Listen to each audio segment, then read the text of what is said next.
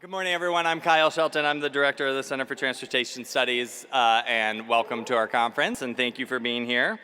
I want to start today with our land acknowledgement. We acknowledge that the University of Minnesota Twin Cities campus, home to the Center for Transportation Studies, and this conference is located on the ancestral and contemporary lands of Indigenous people.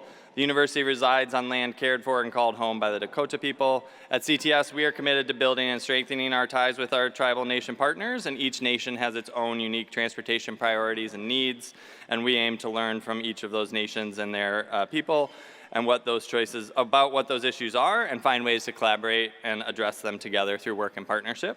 So if you are a tribal member or have ideas about how we can do that, we would love to hear those and love to find ways to continue the partnership and the work that we're doing across some of our work here at CTS.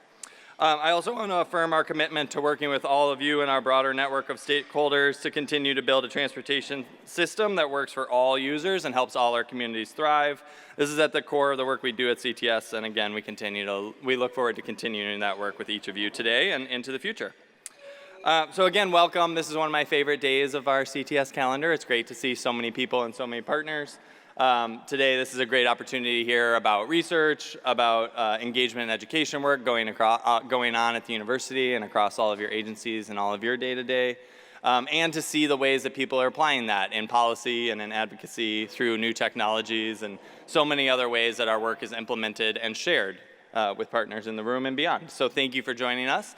My ask to everybody is that you listen to each other with the intent to act and with the intent to implement. That's one of the things we talk a lot about with our research here at the university, is that we don't want it to sit on shelves. We want it to be in agencies' hands. We want it to be in practitioners' hands, and this is a wonderful mix of researchers and practitioners here today. So if you don't know somebody at a coffee break, introduce yourself. You might find a collaborative project. If there's a research question you've been dying to have somebody think about, find some University of Minnesota researchers or others who are with us today and share those ideas. And similarly, researchers, don't be shy about saying, hey, this was the conclusion from one of my reports. Let's talk about asphalt cracking. And you might find some partners who want to find ways to implement that. So thank you again for being here. I want to say thanks to a couple of our key partners. We have members from our executive committee and Chair Joy Michiano here today, so thank you for being here, executive committee members. Also our CTS councils, there are 5 of those. It's great ways. I see many of you who are engaged in those councils. It's a great way to stay connected to CTS and the university and to bring ideas from your expertise and your domains into the university. So if you want to check that out, there's a great councils page on our website. We encourage people to explore that. I also want to explicitly thank some of our close agency partners and their leaders who are going to be with us throughout the day, including MnDOT and Commissioner Daubenberger, Met Council and Chair Barber, Metro Transit and CEO Leslie Condaris, and Minneapolis Public Works with Director Tim Sexton, all of whom are also on our executive committee. And then also there's great representation from many other agencies, cities and counties and others here, and I just want to thank both leaders and staff for taking the time to join us today, and hopefully we can share a lot of good learning together. And then finally, I want to, of course, thank colleagues from academia across both the University of Minnesota. There are folks from several of our university campuses with us here today, from our Research and Innovation Office that CTS is a part of, and a number of students who are going to be presenting and listening to your presentations today as well. And so if you see students and want to introduce yourselves and learn about their great work, I encourage you to do that as well.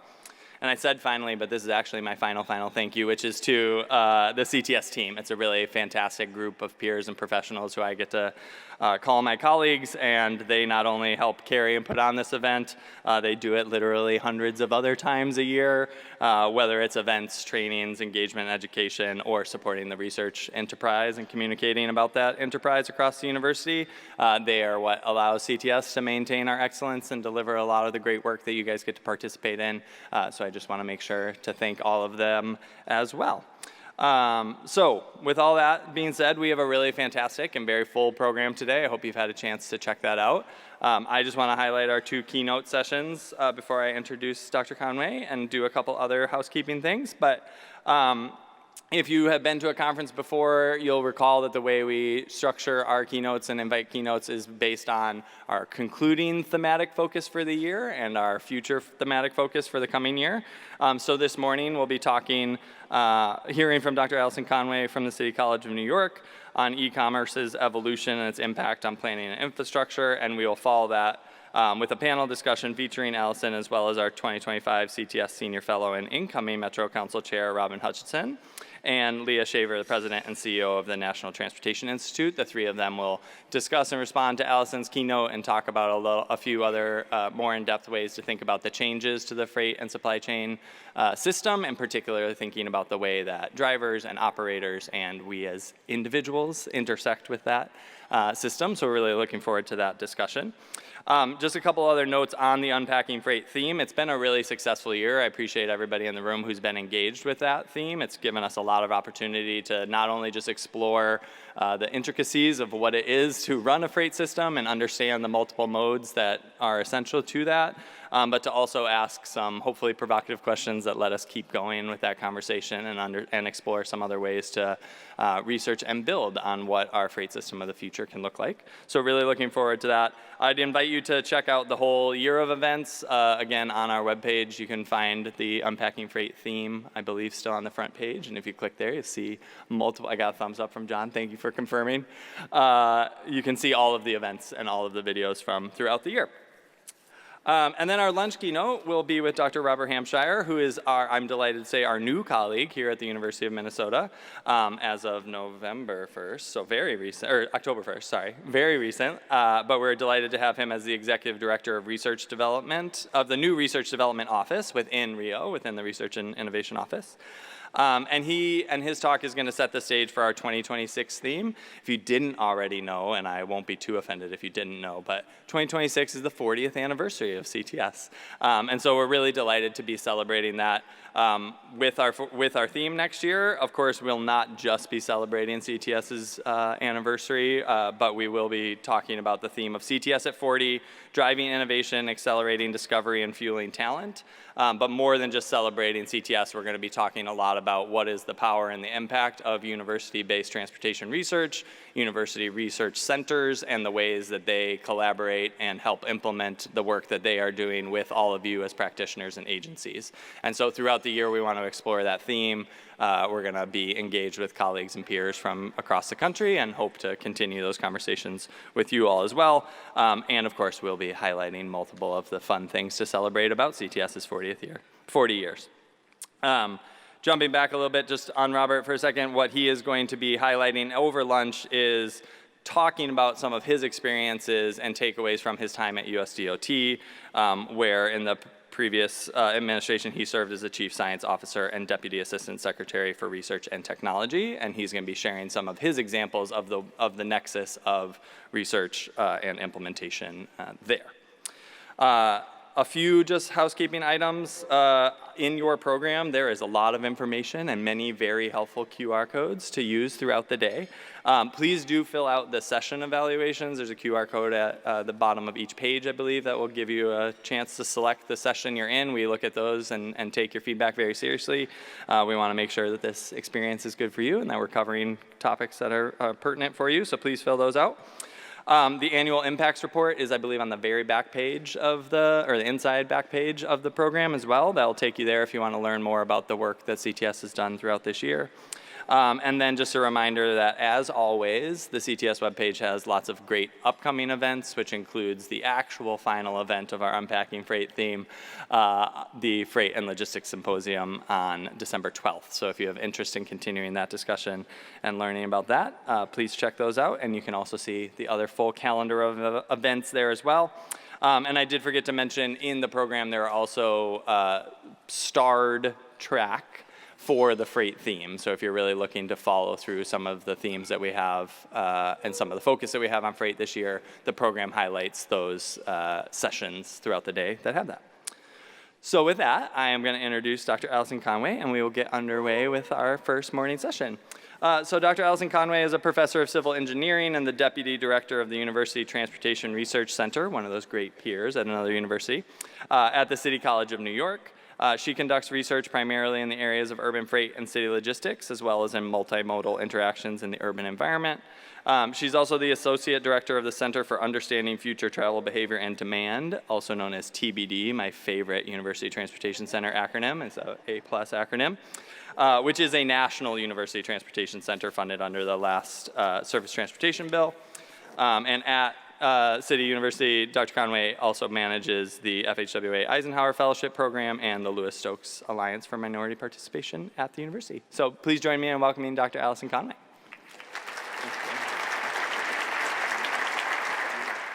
Okay. Morning, everyone.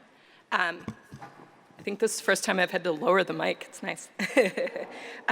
So I am going to talk to you today about e-commerce and how it's evolving and how it's changing transportation demand, how it's changing land use, and basically all of the things that we need to update about our system to address the changes that are happening. So I'm not going to go through this bullet point by bullet point, but basically I'm going to start with big picture trends, what's happening in warehousing, how that's changing freight demand, how that's impacting communities, why we need to make changes to land use planning, why we need to make changes to street design, and then I'll close with some work I'm doing right now with the TBD Center, trying to understand the interactions between passenger transportation activity and freight delivery activity now that we have a tremendous amount of household-based freight demand due to e-commerce. And close with some areas of research need. So my topic today is not going to be focusing on one specific research project. I'm basically sharing lessons learned from about a decade worth of research on this topic, just to explain the progression of my interest in this topic. My first study literally started trying to answer the perennial question, why is there a truck parked in my bike lane, right? And I thought that we had some parking violation information. We zeroed in on where violations were happening, and went out and observed. And the answer was, because there was freight demand and there was no parking supply for freight vehicles to actually park. So that got us interested in this topic of how is demand changing? Where is there demand that there's actually no parking available? Then building on that topic, looking at complete streets design and how freight's being considered in complete streets design. And then I progressed. Mostly, I'm located in Manhattan, so I will admit most of my work is very, very urban. But in the last couple of years, I had the opportunity to study sort of the other end of this supply chain, looking at parts of eastern Pennsylvania, which are essentially I-78 runs from the Port of New York, New Jersey, through Pennsylvania, and the warehousing development has just been following westward. That part of Pennsylvania, just to the east of Berks County, which we studied, refers to itself, for those of you who are freight experts, as the East Coast Inland Empire, so the Inland Empire of California and the ports there. Essentially, that's the scale of warehousing development that's been happening. And so we started looking at the local community impacts in what were essentially rural communities that are now seeing tremendous warehousing development. And then finally, we'll talk a little bit. This year, I had the opportunity to work with New York City Department of City Planning and some very specific issues about permitting of distribution facilities. So all of what I'm talking about today is informed by kind of this progression of research. So, starting from the very beginning, right? If you were going to purchase something 30 years ago, you would get in your car, drive to a store, and buy it, right? How did the store get those goods? The store got those goods by a relatively simple supply chain with relatively infrequent deliveries from large vehicles, delivering from a distribution center. As e-commerce has emerged, and as we've seen globalization, first, during the late 90s and 2000s, we saw a pattern called logistics sprawl, where we saw big, large warehouse facilities move further and further away from cities, which obviously from a transportation perspective means that we're generating long-haul truck trips across those distances to serve even, urban demands. However, about 7 or 8 years ago, when we started having expectations of 1 hour, 2 hour delivery, or even 1 day delivery, if you're in Manhattan and you need a delivery in 2 hours, the warehouse cannot be located on the other side of the Lincoln Tunnel. It just can't. It means the warehousing has to come right back into the center. There need to be distribution facilities. So we saw the opposite trend happen. So logistics sprawl, which is still happening, moving those big, large facilities further out. But now we also have reintroduced smaller scale facilities where goods are distributed from actually within, right in the center of urban areas. And the term for that that we use is proximity logistics. And now, when we have those on-demand deliveries, we're not just talking about specific warehouses from which deliveries are being conducted. We have this whole network of other types of facilities that will fill those demands. So, for example, Amazon, as you might expect, was ahead of this trend, and they purchased Whole Foods a couple of years ago, right? Why did they purchase Whole Foods? Because they saw this trend coming, and they knew that retail is an important part of local distribution. And so we now have omnichannel stores. When you order online, your goods might be coming from a warehouse, but they might actually be coming from your local store, which means that we're now generating trips not just to the store, but from the store, which we haven't necessarily accounted for in the planning for those locations. And so these are all just examples of kind of alternative delivery locations that we have in New York City. At the top are the city-owned Go Lockers. They're shared use lockers where you can have your goods delivered if you don't have, a safe place or if you don't have somewhere at home to get a delivery. The second are the cargo bikes operating. You see those at most of the Whole Foods stores in Manhattan and Brooklyn. They're making those local grocery deliveries. The bottom one actually is an interesting trend that came and went. So during the COVID-19 pandemic, New York and a few other big cities with high density like Boston saw, these are mostly European firms that offered 15-minute delivery from stores.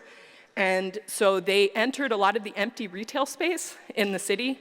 There were sort of some questionable zoning practices because they could only really locate in those places if they had retail functions. So they were essentially distribution centers, but you could walk in and ask them to pick goods for you so that they could locate in those locations. But the demand for 15-minute delivery did not last past the pandemic. So most of those facilities are now gone, although there's some that still exist. So, and now finally, if you were to walk around my neighborhood today, this is literally across the street from my apartment, this is what you're going to see all over the city.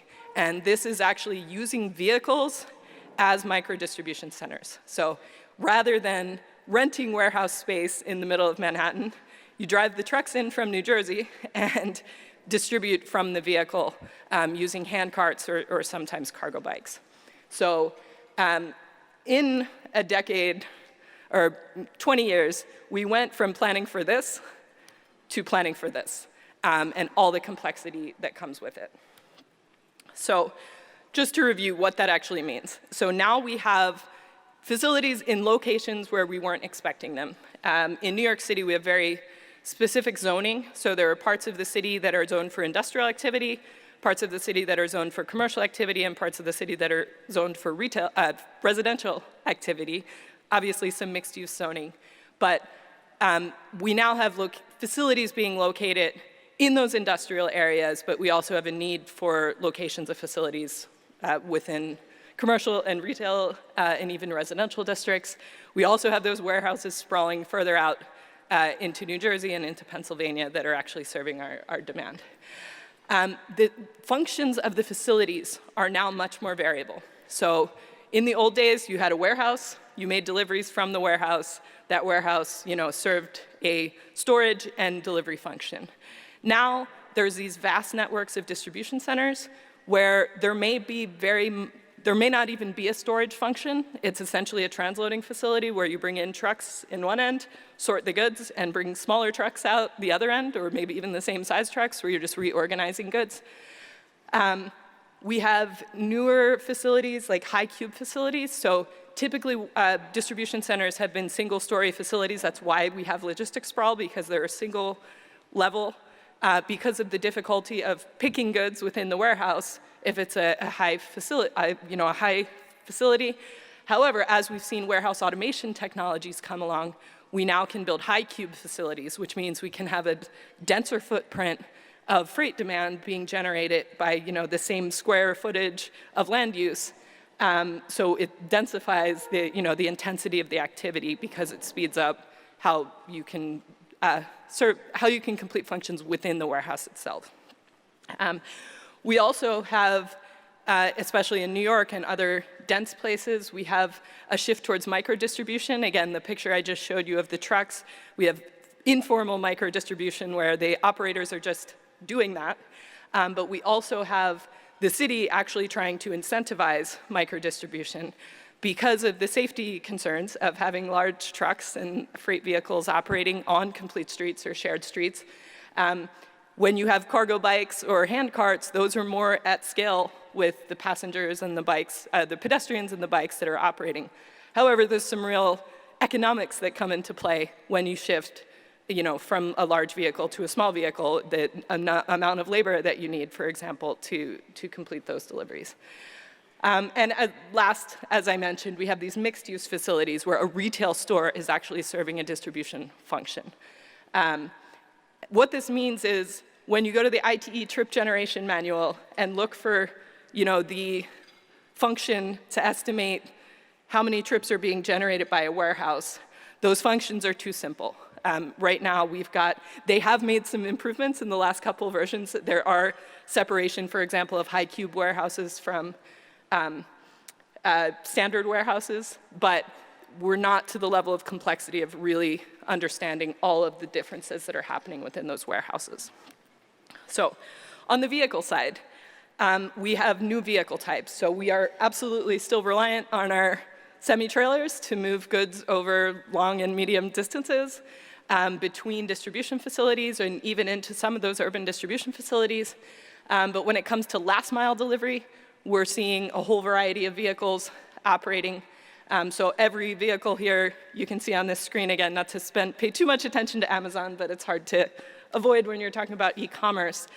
These are all the vehicles that are operating just in my neighborhood in New York, delivering packages for Amazon. So what does this mean? It means we have vehicles that we never had before. So when cargo bikes first started to need to operate in New York City, some of these vehicles actually could not have legally operated because we had a piece of city legislation that defined a bicycle. And it defined a bicycle as having 2 or 3 wheels. So as soon as you put a 4th wheel on that cargo bike, it didn't meet the legal definition of a bicycle. It also could not be registered as a motor vehicle at the state level because there was no mechanism in New York State to register an electrically assisted vehicle. And so basically we had vehicle operating regulations that were not keeping up to date with the actual advances in this very fast evolving vehicle development industry. So over the last number of years, we had to update those definitions. The city actually passed specific size and weight regulations for cargo bikes, and these are all kind of required a lot of work to prepare for safe operations on the street. So what do all these changes mean for communities? First, the most obvious benefit of having distribution facilities in your city is that you can get things delivered. And that's an important thing to note here is that the reason all this change is happening is because we, as the people using online tools, are actually demanding it. When we say we want our Prime delivery tomorrow, it means we need distribution somewhere close to us in order to be able to receive that. When you look at communities where warehousing development is happening, the 2 major benefits that are typically discussed, especially in those rural areas where there might be a need for jobs, is jobs and tax revenue. So the graphic you can see on the right is from eastern Pennsylvania. Those counties that I mentioned, you can see the dark gray line, that's Northampton County, where the most warehousing has developed. The bars are actually showing the number of jobs in each facility. The lines are showing the number of employees at each facility, the average number of employees. So what this is showing is that we have a whole lot more facilities, but not just more facilities, bigger facilities that are creating more jobs. However, the challenge is, what do those jobs actually mean? When we talk about land use trade-offs, when a community is considering allowing a logistics facility, or they might not have any choice, but if there is some consideration for approving a project, what does that mean in terms of land use trade-offs?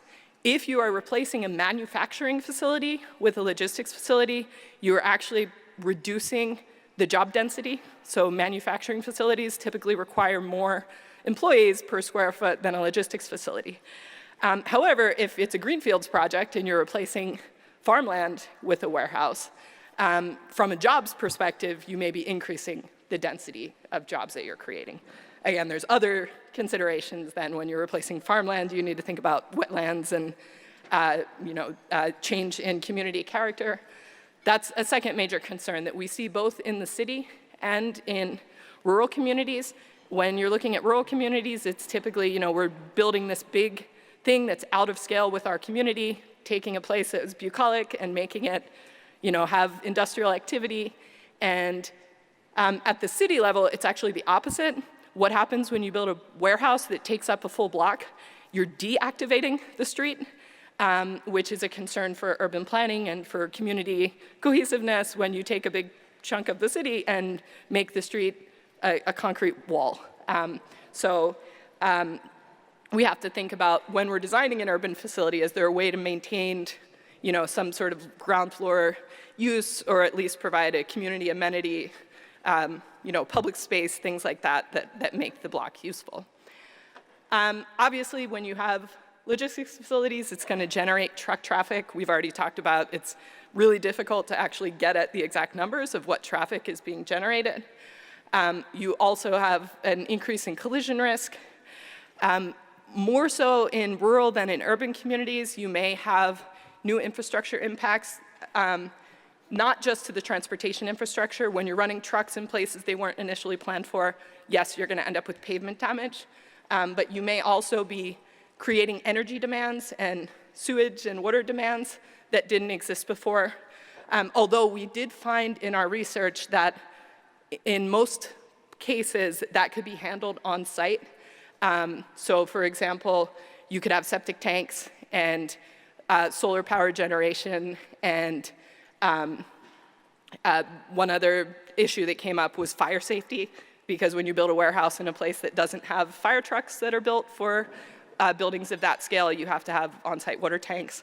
And so these things can be handled on site, but it's important that they be identified at the planning stage of a project, not once the facility is in place. And then finally, air and noise pollution, obviously, are another externality generated by that traffic.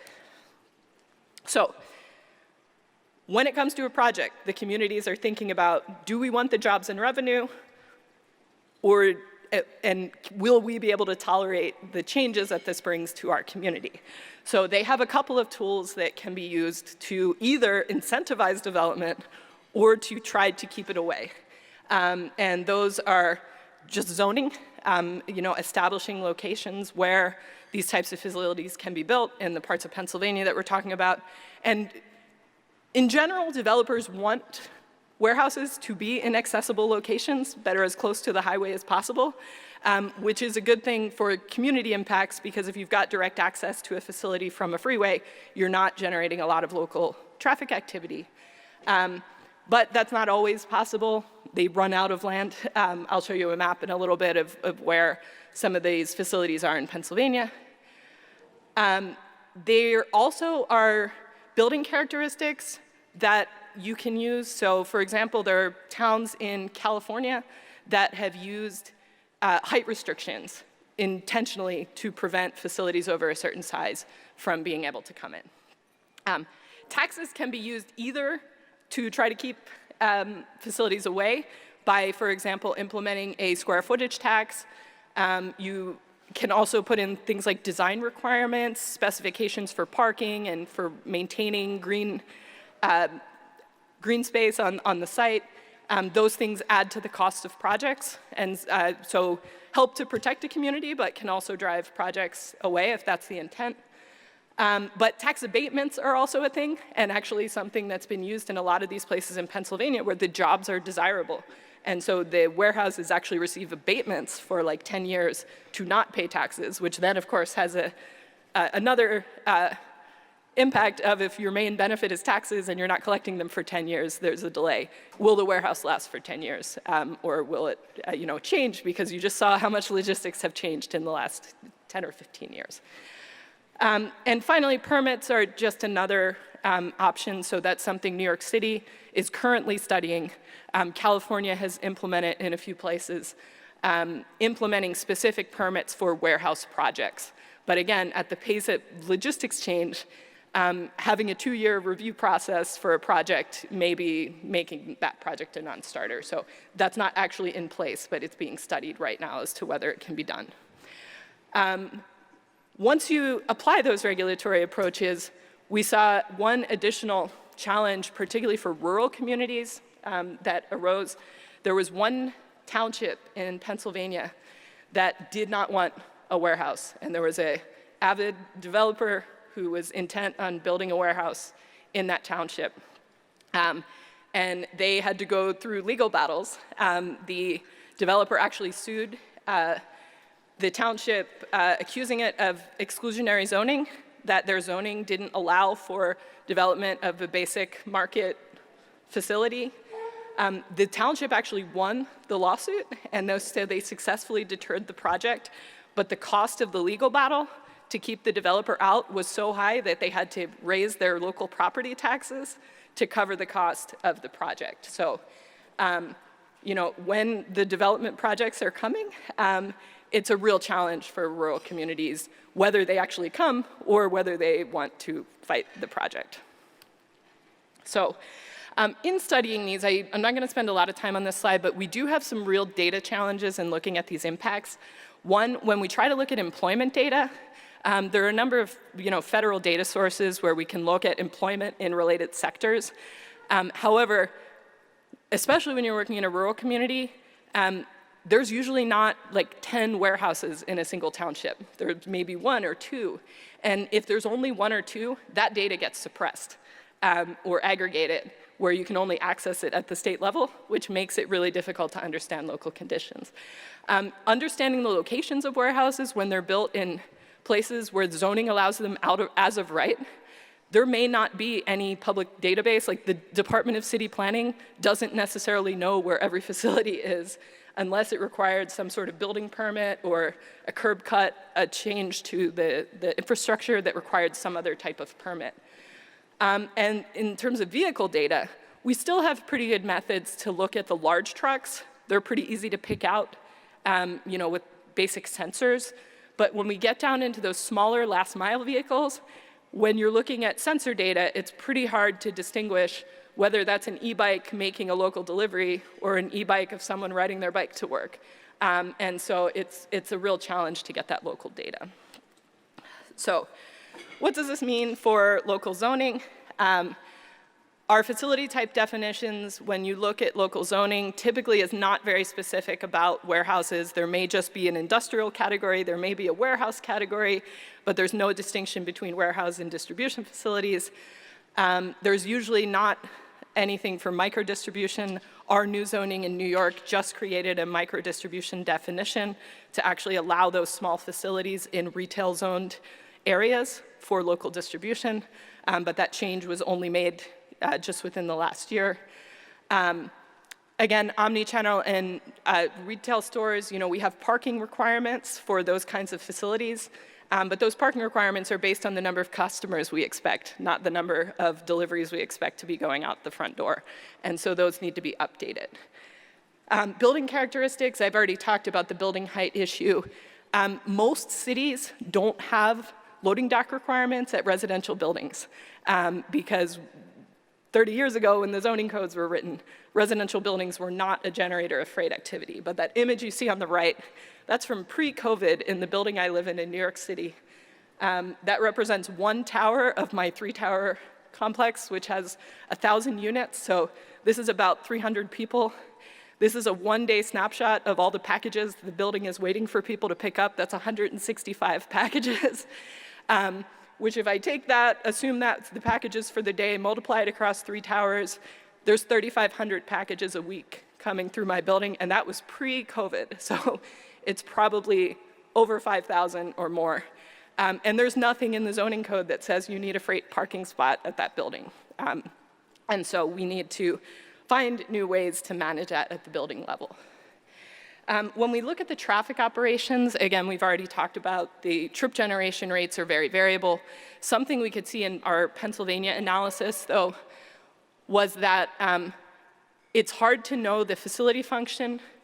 Because of our lack of data, it's hard to even tell when the facility opened, like what's the timeline that we can start studying. We found that there were issues with needing to balance community impacts. So let's say we restrict the hours of operation of the freight facility because we don't want the noise, but now that's going to concentrate all the worker commuting into a single period, and so you have intense activity. If you use shifts to try to distribute the freight activity through the day, then it becomes difficult to use public transit to get your workers to the facility because shift work is harder to serve if there's not enough density to actually get the workers there. So balancing the workers and the freight becomes a challenge on the traffic side. And then finally, I mentioned, so this map, if you look at the top stretch of dark gray, that's I-78 running across the northern part of Berks County. You see one non-dark gray dot in the middle. That's Tilden Township. That's the township that I told you fought the project. The problem is when we look at the traffic data and the traffic safety implications, they're happening in Tilden Township as much as they're happening in the surrounding communities, because if you're a small township and your neighboring community allows the warehouse to develop, you're still going to get the truck traffic, even if your community is not the one that's going to benefit from the tax revenue, et cetera. So the traffic impacts do not respect jurisdictional boundaries if you have a major arterial or freeway especially running through your community. So on the urban street design side, we now have freight happening in places where we didn't expect freight to happen at those residential areas. We're trying to align it with complete streets, so we've built out our bike network. We're trying to shorten crossing distances for pedestrians, which means that we're reducing turning radii for those large vehicles. So there's just a lot to balance in terms of the users. And unfortunately, freight often gets not very well engaged in the complete streets planning process. Some improvement has been made. I did a project on this in 2018. There was almost nothing. I have an ongoing NCHRP project right now where we're doing outreach, and most agencies now do recognize that freight is important to include, but often what is freight in that inclusion is industrial activity. Is it on a truck route? Not necessarily recognizing all the different generators of freight and where they might be occurring. And probably the most overlooked are the drivers once they get off the vehicle and are operating as pedestrians. Sometimes they're in the middle of an active travel lane. This guy I think is a hero. He's delivering beer to New York City in July, cold beer. He is parked in one active travel lane, standing on top of his cart in a second active travel lane, because his vehicle is built to be standing on the curb and offloading. So he's in a very dangerous condition because his operations were not considered when we designed that street. And the temporal demand for parking for e-commerce looks very different from commercial, stores that open at noon and close at 6. I'm actually going to skip this slide because I know I'm running out of time, and our panel discussion is going to be focused on this topic.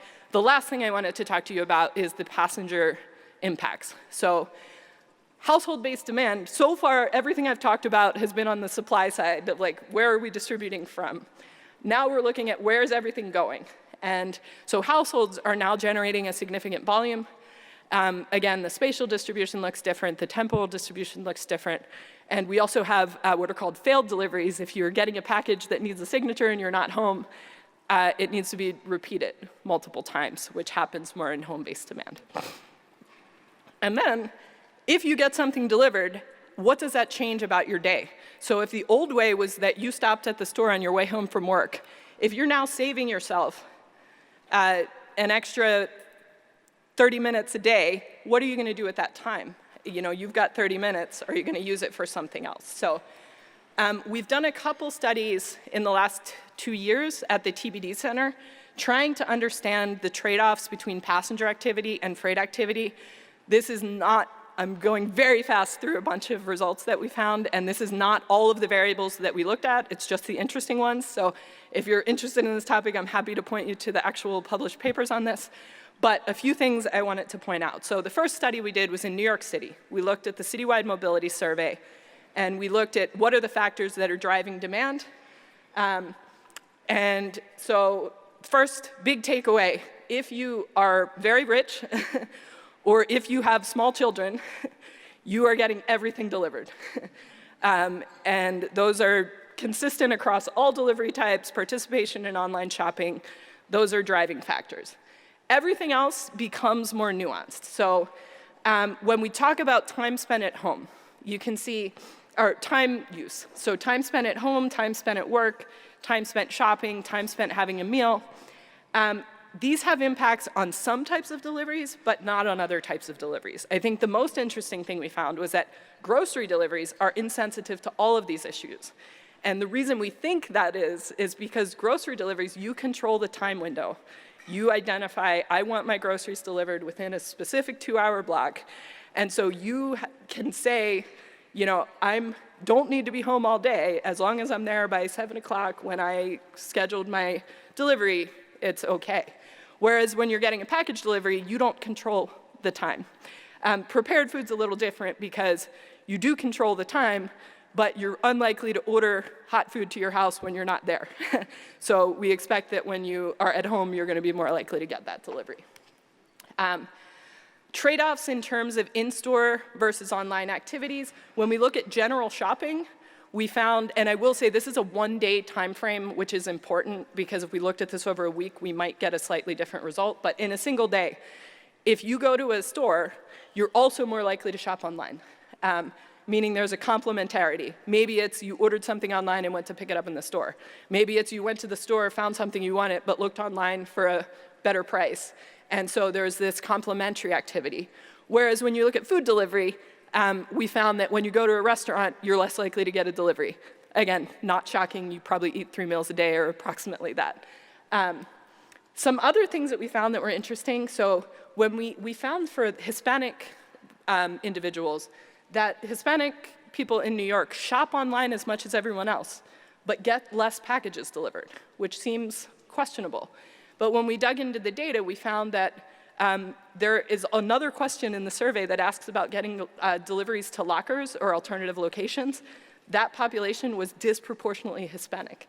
So it was likely tied to, we have very concentrated populations all over the city. So the South Bronx is a heavily Hispanic area, and there's kind of a historic, you get your packages delivered to the bodega. And so there's these characteristics that it's coming through in a race or ethnicity variable, but it's probably representing something about the built environment and accessibility. We saw the same thing with food deliveries among low-income communities and African-American communities, as well as Hispanic for prepared food. Last variable I want to show you from this slide is just the other from home. So we included a variable here that essentially was a proxy for security. We expected that having a secure delivery location would make you more likely to shop online. Again, we found that was the case for parcels, but not for those other deliveries that are usually attended. So we need to start to separate those. Last findings, we did another study using the Transportation Heartbeat of America survey from the TBD Center. Here we were able to distinguish out rural versus urban versus small town. 3 big takeaways. People who are car dependent shop the same no matter where they live. We use clustering here to create clusters within each area. Within each type of area, there were essentially 2 clusters, except we also found a couple of specialized groups. And so car-dependent people shop the same no matter where they live. In the city, there's this group of super receivers. They are overwhelmingly young, overwhelmingly male, have a lot of kids, live in areas where they are choice multimodal users. So they do have cars, they travel in cars, they can drive, but they also use modes like electric scooters and rideshare at a much higher rate. They are by far the biggest delivery receivers. After them, it's actually rural residents, particularly low-income rural residents without cars, who are receiving the most deliveries. But you can see some nuances in the types of deliveries based on available services. So this just allowed us to pull out some new areas for research that really need some attention. So that last one, we need to understand the risk tolerance and these complex accessibility factors. That's actually what our new research project will be, trying to look at some of those factors to distinguish between these types of deliveries. Just to reiterate from the things I said earlier, we need data, especially on those new distribution facilities.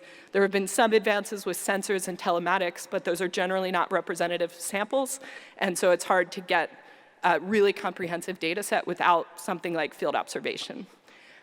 We need zoning that is updated more frequently and recognizes the realities of the supply chain and is adaptable to changes in the supply chain.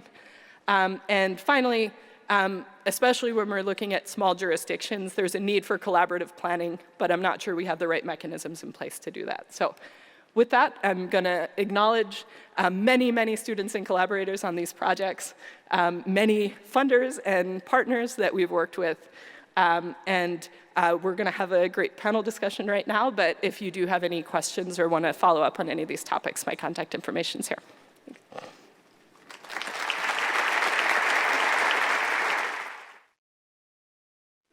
Alison, thank you so much for that extremely comprehensive presentation on not only freight, but how it is affecting safety, communities, and how research is both valuable today and still needed to unpack freight. I'm Robin Hutchison. I am a senior fellow with the Center for Transportation Studies, and I've been supporting CTS's work this year on their focus on freight. I know many of you in the room, and I've had a pretty long career so far and continuing in pretty comprehensive transportation. What many of you may not know is that I spent a few years in the Department of Transportation as the administrator of the Federal Motor Carrier Safety Administration. It was eye-opening for me.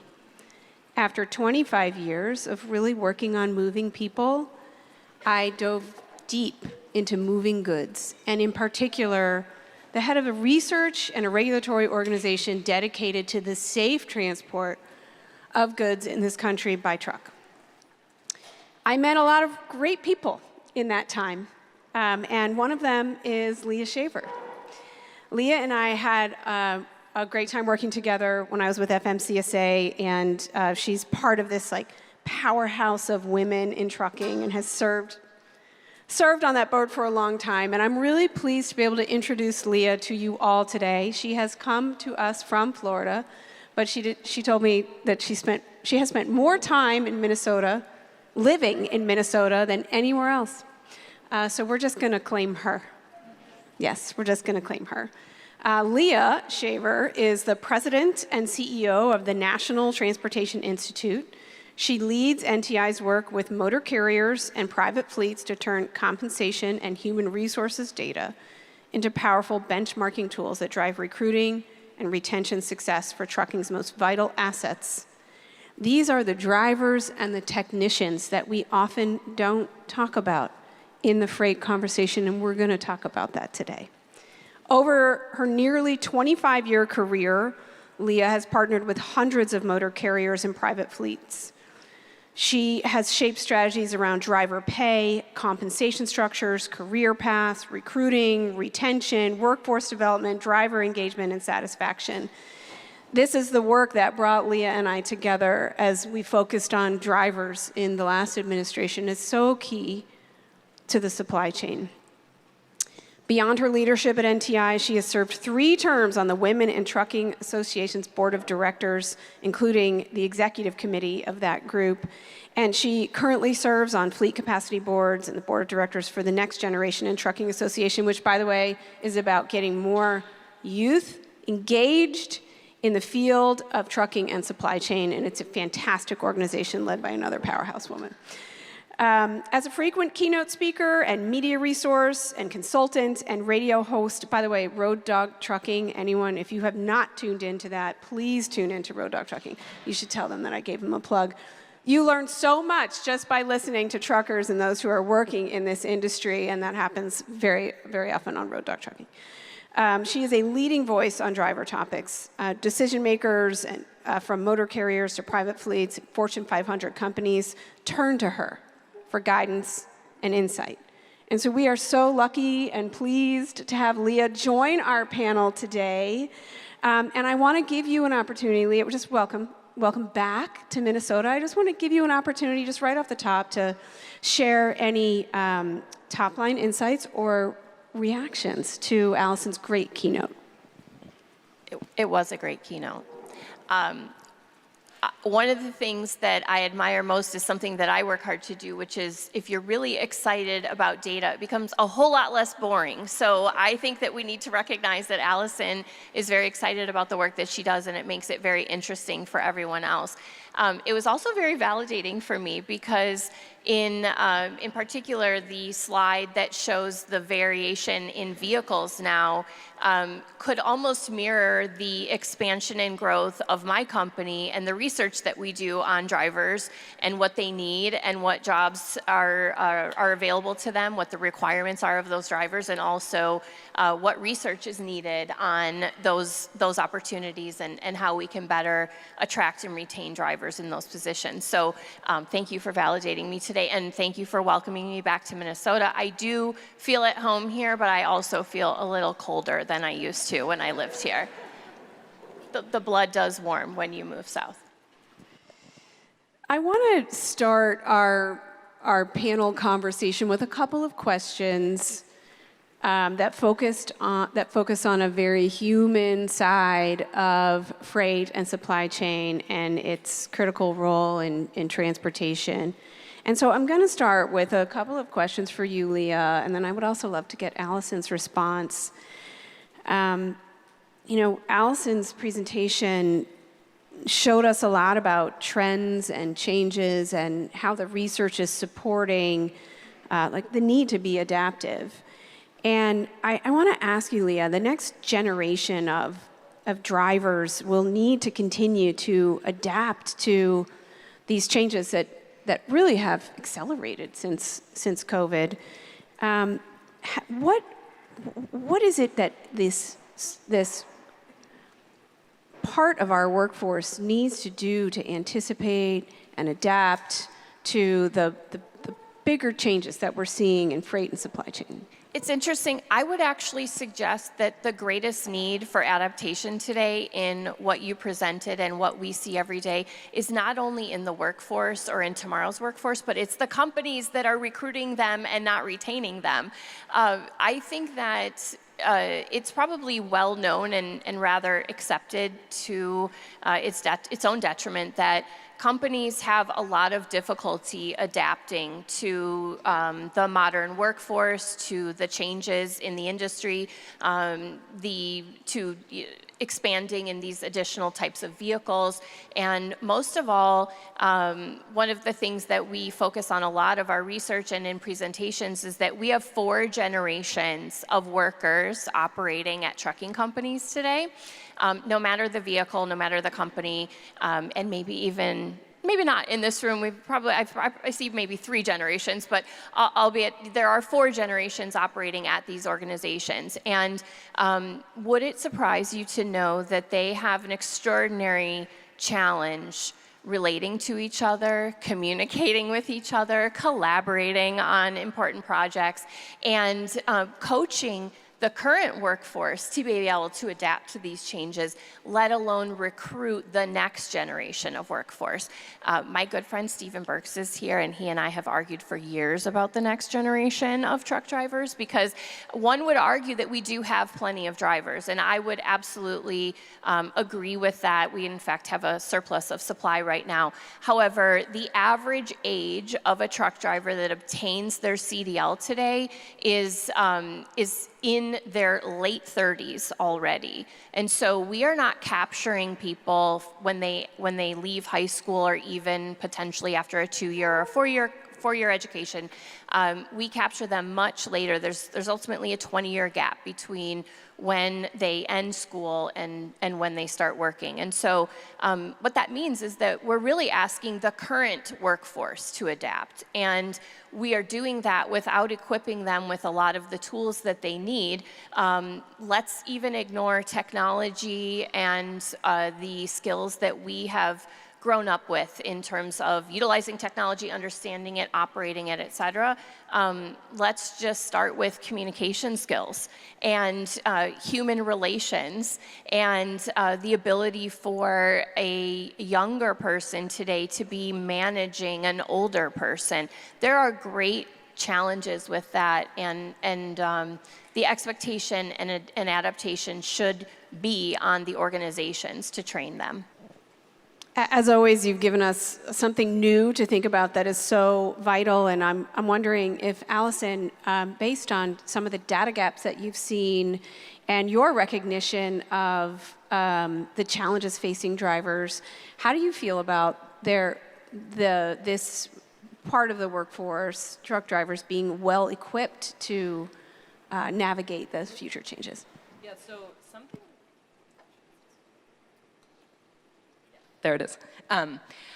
Something we've talked about in New York, and I'd actually be curious what Leah thinks about this in terms of the way the industry is structured and whether it supports it, is with that group of vehicles that I showed you, many of those vehicles, those jobs are very low barrier to entry. You don't even need a license to operate some of those vehicles, right? And so as you progress up to bigger vehicles, there's more specialized skills involved in that. And something I've talked to the Trucking Association in New York about is whether that actually provides a recruiting opportunity to start to bring people into the industry in those low barrier to entry positions, but to develop pipelines of training where you can sort of upskill from that very low starting point in terms of skill set up to meet the challenge of the long haul specialized vehicles that have much more training and much more higher licensure requirements. Well, it looks like Alison has planted the seed for next year's presentation. My work every day is primarily focused on aligning with companies that employ truck drivers to create and articulate a developed career path, something that is by and large absent from most organizations that employ truck drivers on a smaller scale. Not the greatest large companies, but even in some of the mega trucking companies, they have very little articulated or even created career path. So absolutely, very fine idea. Does exist in some organizations. There's a well-known retailer that I've partnered with for over 10 years, and we created a career path program that takes retail workers and develops them into CDL holders, and then into truck drivers, and even into over-the-road truck drivers. And so there are opportunities aligned here. Yes, absolutely.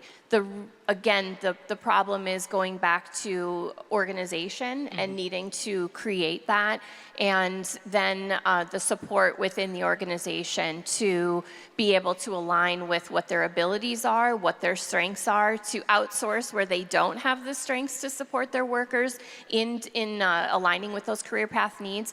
But great opportunity, and just something that is terribly lacking and dismissed, because we do truly have a surplus of licensed drivers, CDL holders in the United States. They are just so siloed and in so many different areas, as demonstrated by you, that putting them together and helping them in a more organized fashion to work through an articulated career can be very challenging. Thanks to both of you. For the audience, I want to just give you a warning that in a couple of minutes, I'm going to turn to you. So be thinking of your questions for our panelists today. I want to next turn to a little bit about infrastructure, but not straying too far from the human aspects of these questions. Alison, when you started your presentation with, why is there a truck parked in my bike lane? I had some immediate thoughts for myself, and I knew that, and Leah leaned over and said, this is a great topic, I want to talk about this one. So I want to revisit this, and I just want to tell just a little story about my own kind of evolution in this thinking, that when I was a transportation director in Salt Lake City, and we built a protected bike lane and a protected intersection, we actually did not consult with freight early enough. And they came in about 3/4 of the way through design. We took them out on site. We stopped, made changes.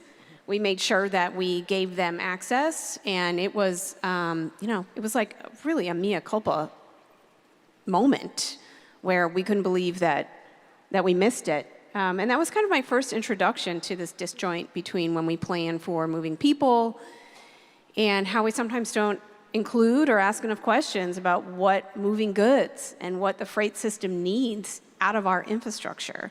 And so when you asked, why is there a truck parked in my bike lane, there are so many different lenses that we could answer that question looking through those lenses. So I want to ask each of you, and maybe I'm going to go back to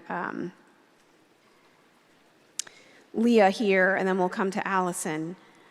What does a freight operator or driver think about parking in a bike lane? What is going through their mind?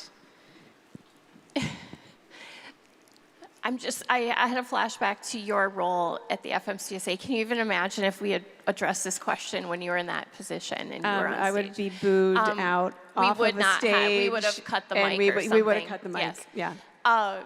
So it's so interesting. I took screenshots of the plight of this woman because I felt it was such strong material for what I knew Alison was going to present today, and it's truly the answer to your question. There's an association of women, and there are drivers that comment and share their experience within social media groups, and they get support and validation, and they have an avenue for complaints. But this particular woman mentioned that so many people, especially women, are often seeking local jobs. They are often seeking some of the positions that you shared have been developed in the last 10 years and create opportunities for people to be home more. They might even be able to operate a smaller vehicle and have less qualification requirements sometimes. But in any event, what the jobs also offer is extraordinary responsibility. They become warehouse workers because the freight is not well loaded into these vehicles, and so they're also having to lift, to move, to problem solve. This is all after also having to safely operate the vehicle to get to that bike lane to park, unsafely overlapping with multiple lanes. They put their lives in danger to unload this very heavy freight on the side of the street. You literally depicted in the beer delivery picture something that I've seen myself on the streets in Nashville as a speaking engagement, watching a man unload in the bike lane on Broadway. This is happening everywhere. And so what are they saying? They're saying, this is a very physically demanding job. You think this is appealing and attractive to me, and it should be, because maybe I'm going to go home and sleep tonight, but it will be in pain after a very challenging day at work if I safely make it home on time. Alison, you're advising cities, you're doing the research to support urban and suburban and rural areas in their decisions about infrastructure. Your response as someone who is using and sharing this right-of-way about a truck or any commercial vehicle parked in a bike lane? Yeah, so the first piece of advice I would give to the urban street designer is to think about the freight operator as a human being. I think so many problems could be addressed. I will mention there is a certain city in the US that shall remain nameless that has a published Complete Streets Guide that lists a table of the risk of different users of a complete street. In that guide, it mentions, bike, pedestrian, very high risk, very vulnerable. Public transportation, very vulnerable, because as soon as you get off the bus, you're no longer in a heavy vehicle. And that same table, the next line says freight, not vulnerable, because that human who gets off the truck and offloads it is not recognized. And to be honest, as freight planners, we are probably also responsible for that, because we optimize our networks based on cost and travel distances, and not at the risk that we're placing on that operator or the physical demand. So you mentioned, the heaviness of goods, right? We saw this in New York as they built out both the bike and bus networks. There were decisions made, for example, they wanted to put a bike lane, and so eliminated all loading on one side of the street, all parking on one side of the street. And the idea was that, well, you only have to walk half a block. There's ample parking half a block away. But if you're moving construction materials or even like beverages or something that's very heavy to move in, half a block is a potential risk of injury for you. It could be a substantial time and cost to both you and your company. And so we need to start, when we're building those optimization models, to start to bring in some of the health factors. Yeah. Just one component on this is that when we do study these particular populations, remember I mentioned that today we have an excess supply of drivers. It's really impacting the market for operators because it's coupled with lower demand for their services. However, when you look in the funnel of these workers, the least attractive jobs are also the ones with the highest qualifications. They are often coupled with an annual salary of 6 figures or more, and the turnover in these positions remains at over 100%. So, all of these elements, they do equate to what should on paper look like a strong opportunity for a CDL holder. But in fact, there's just a ton of churn in these positions because of the challenges, physical demands, and also the lack of safety. Let's go to safety for a moment here. I appreciate that you kind of landed your comments on safety. One of the most shocking things I learned when I was the administrator of FMCSA is that annually about 800 commercial motor vehicle operators, many of them truck operators, die on the job. And I cannot think of any other profession or any profession where we would accept that. Where would we accept that level of either death or serious injury while on the job? We simply don't. But yet, this is something that is not talked about very often. It's an incomplete data set. We know the general number, but we don't dig in enough to know exactly how. Is it when a driver becomes a pedestrian in an urban area? I'm guessing there's some of those numbers in there, but we don't tease the data apart to understand it at its root. I would like to ask each of you it's a hard question to answer. Is there, in your opinion, a silver bullet or a leading strategy that would improve the safety of those who do this job day in and day out when it comes to infrastructure, comes to how we build our communities? Yes, a few. I have a few suggestions here. One, it's no secret, and I think I saw it in your research as well, but in the trucking community, one of the greatest issues and complaints every single day, it comes up on nearly every show I host on SiriusXM, which is talk radio programming where drivers can call in about the challenges that they're facing and ask questions and get some support. But in any event, one of the greatest challenges that they have is a lack of truck parking. So we mandate the operation hours maximum that they can have. We mandate how many hours they need to sleep, and we give them nowhere to do it. It is a great challenge. It's not regulated.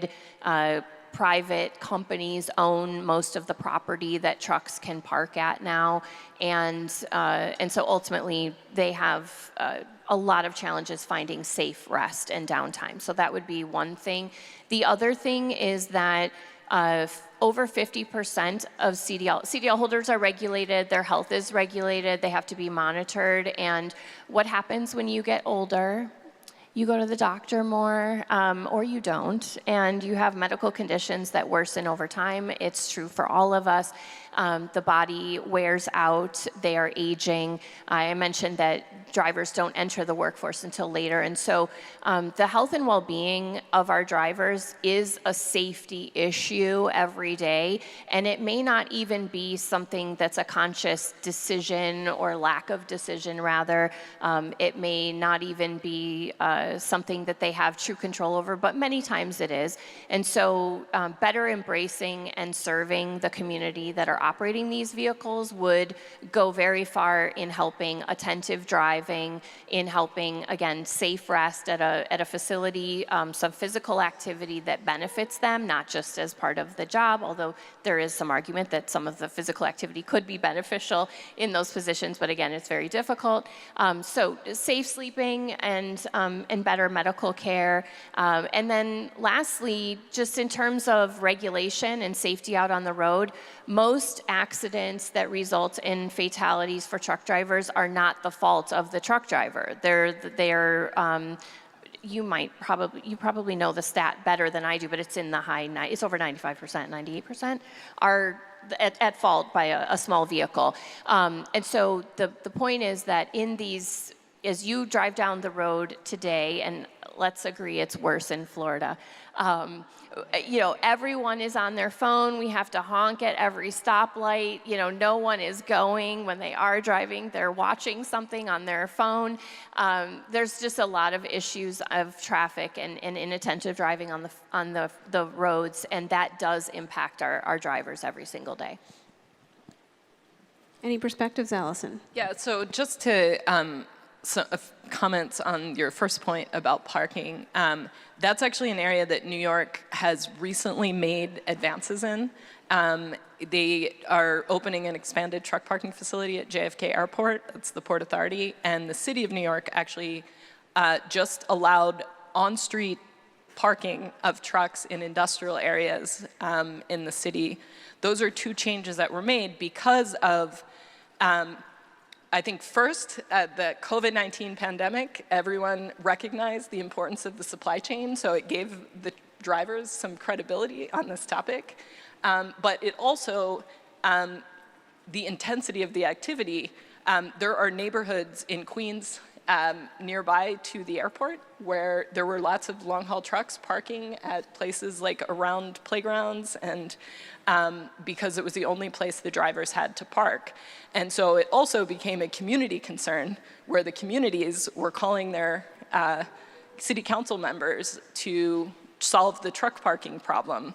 And then city council, to their credit, did the research on why this was happening and actually looked at, proactive solutions. So I think in New York, where obviously there's a high intensity of everything, but it sort of they needed all of those factors to come together to actually address the issue.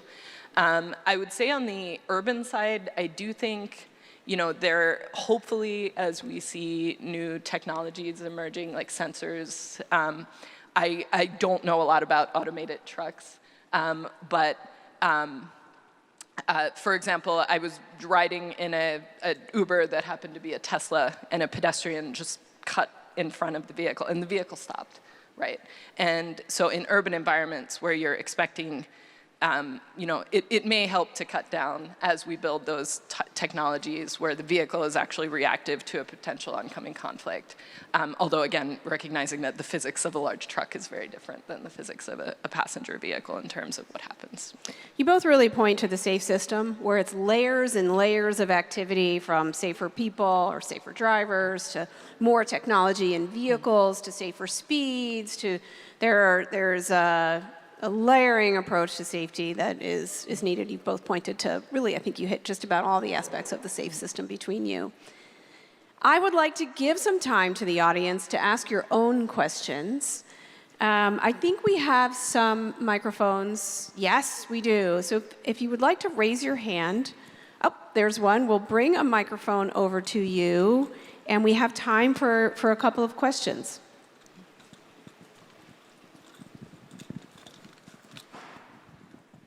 Whoop. Okay, awesome.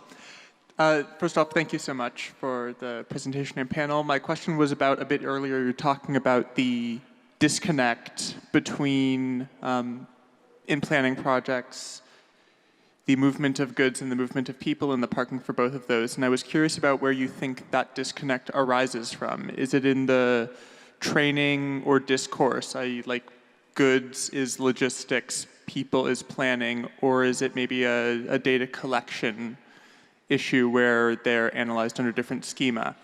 How do we bridge that? I'm going to start quickly and say that, first of all, I want to really call out the Center for Transportation Studies for working to bridge this. It's what they have been doing all year long, and it has put people in rooms that have never met each other before. It was one of my goals in supporting CTS, is that planning for infrastructure is largely a public sector function, and trucking is largely a private sector business. They start with sort of different paradigms and goals, and they often don't even have the opportunity to sit in a room together and discuss challenges and opportunities. So those tables need to continue to be set. People need to be introduced to one another, and we need to treat the system as complex as it is, as one system sharing infrastructure. And that is one of my goals for this year, and I sincerely hope that continues and ramps up. And I'd love to hear your perspectives too. Yeah, so a couple places where I think there's a disconnect. One, to your point, these systems have been kind of evaluated separately, where freight is optimized by the private sector and the public sector plans for people. And there's sort of a lack of recognition that the decisions that you make about the people affects the freight and vice versa.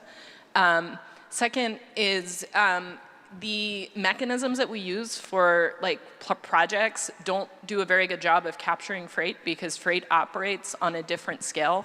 So for example, we have input from over 40 agencies across the US on how they engage freight stakeholders in complete streets planning projects. And the vast majority of them that do engage freight, which it doesn't always, a lot of them said, we engage freight when it's going to have a big freight impact. But their definition of when it's going to have a big freight impact is it's near an industrial facility or it's on a truck route, not necessarily understanding all the freight that's moving. And the most common mechanism that they use is to speak to local businesses. So they ask local businesses about their access needs for deliveries. They almost never talk to the actual truck drivers that are operating on the street. Sometimes they might try to engage industry. So New York City, for example, and our MPO, NIMTIC, both have freight advisory groups. And those freight advisory groups are very active and very helpful, but they usually include, a corporate person from within an agency or a high-level person within the trucking association, not necessarily like drivers that operate on the streets of New York City every day. I would only add that how I ended up hired by SiriusXM is that I was a listener. I am a subscriber. I have been for a long time, 15 years actually. I should tell my boss that when I work next week. I've been a listener for 15 years, and one of the things that I loved about SiriusXM and that I try to replicate in my work, not just for the channel, but in my work at NTI, is that the host has the goal of engaging the listener, keeping them captivated by the conversation, maybe even inviting them to join, validating or emphasizing what they have to say, and then continuing the conversation. Sometimes, if they're doing it right, they're pairing that conversation with later access on social media or promotion of their brand, and you're staying connected and tuned into them. You may not have access to truck drivers all the time. In fact, Robin, we've discussed this. Not everyone is going to give you the answer that you're hoping for or in the way that you desire in that conversation, but even tuning in to Road Dog Trucking Radio and listening to what they have to say, looking on social media into some of these groups and just observing what drivers have to go through every day and what they experience is very eye-opening, as the example I shared earlier about the woman with a high labor job operating in even a smaller vehicle in a local position with so many barriers and challenges that, in all honesty, the company's probably not even going to address. The local government certainly won't. Infrastructure probably won't change for a very long time. So there's information available to us, and we really just have to capitalize on that. Meet some drivers, talk to drivers, include them in your processes is one pretty foolproof strategy to improve. Radio show, and we can ask the question together. Okay, another audience question. Yeah, I have a question about what is the role of the private sector operators in ensuring driver safety during these unloading situations, particularly thinking about there are a lot of really good, talented folks I've gotten to know over the past few years in this room that are treating and seeing the freight system and the human aspect of it and keeping those humans safe. In the private sector, I know there's active operators who will prevent any type of union activity and things that try to organize around ensuring driver safety. And so I'm kind of paralleling this to the construction industry with skyscrapers and stuff. We as the public could say you shouldn't build buildings that tall because that's unsafe for the people who are building them. But instead we have better safety standards for the companies who are building these skyscrapers, and we are ensuring that the buildings are built in a way so that it remains safe for them throughout the industry. And I believe that industry has been fairly safe through that. So I don't know, what is the role of the operators and the private sector in being a part of the unloading experience and ensuring that it kind of works within the environment that we have today? Do you want to start, Leah? Sure. So first of all, you should know that at the ground level, every truck driver that I've ever met goes to work every day with the intent of being the safest driver on the road, of utilizing all that they've been taught to be a beacon of experience and a role model to other drivers around them. And no one wakes up, and I used to coach drivers and work in risk management. No one wakes up and says, I'm going to have an accident today. They all go in with the intent of being the safest operators. Furthermore, they share as much as they can in ways that we can improve conditions for them and conditions for other vehicles out on the road. In terms of companies, they are taking extraordinary measures and paying extraordinary dues to have the safest equipment, to have technology put into vehicles that assist in any way possible the safeguards that drivers need and that the public needs in order to be visible and to operate well. And then furthermore, there's a lot of oversight. We are an incredibly regulated industry that has a ton of oversight in the safety area to put into play rules, regulations, and very invasive technology to make sure that drivers and trucks are as safely operating as they can. That doesn't take into account, though, unloading beer on Broadway in Nashville. It doesn't take into account the lack of development in these small communities to unload trailers full of Dollar General, dollar store goods in very tight spaces. And by the way, if you've never seen an Old Dominion truck at a Starbucks in a very small space and how hard that driver works to unload all of our coffee on site as you are going through the drive-through, don't miss it next time. It's extraordinary. Hopefully this conversation, as it happened with me, once I was really in this workspace, I couldn't unsee it all. So start looking and you will see it. You will see the challenges every single day. I think we have time for, no, we don't have time. All right, I want to just take a moment and thank our keynote and our panelists for their insights today. Please help me thank them with a round of applause. We really appreciate you being here and helping us understand.